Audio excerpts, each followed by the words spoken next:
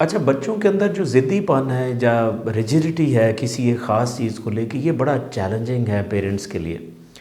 तो मैंने सोचा इसके ऊपर मैं आपको एक बड़ी इम्पॉर्टेंट स्ट्रैटेजी बताता हूँ कि बच्चों की रिजिडिटी को या ज़िद्दीपन को मैनेज कैसे किया जा सकता है।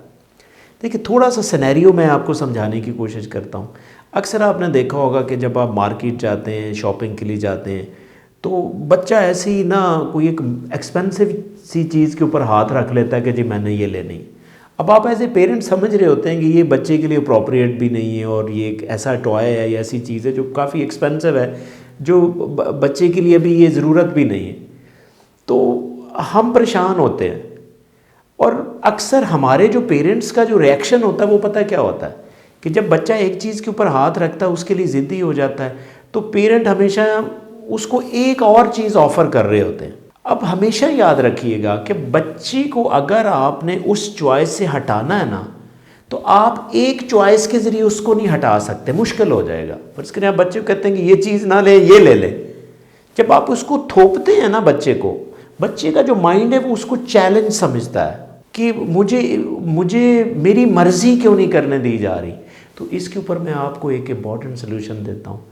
जब भी आपका बच्चा ऐसे सिनेरियो में ज़िद पे आ जाए, किसी ख़ास चीज़ के ऊपर आ जाए, तो उसको उसके अल्टरनेट में एक चीज़ ऑफ़र ना करें, उसको कई ऑप्शंस दें।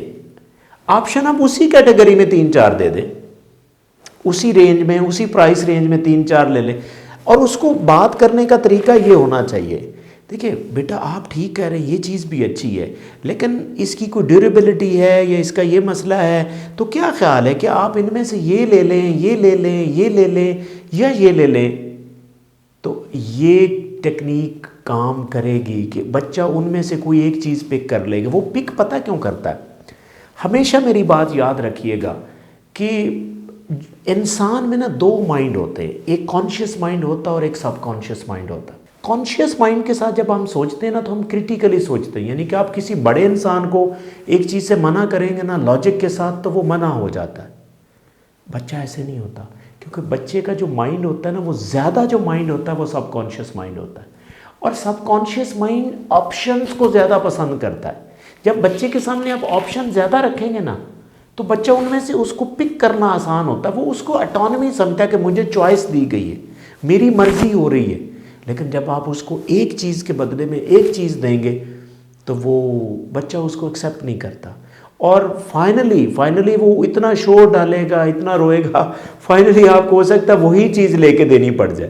तो इससे बेहतर है कि आप उसको चॉइसेस दें, और बच्चा चॉइसेस बड़े आराम से सेलेक्ट करता है। तो ये टेक्निक आप इस्तेमाल करके देखें। आई होप कि ये टेक्निक काम करेगी। Thank you.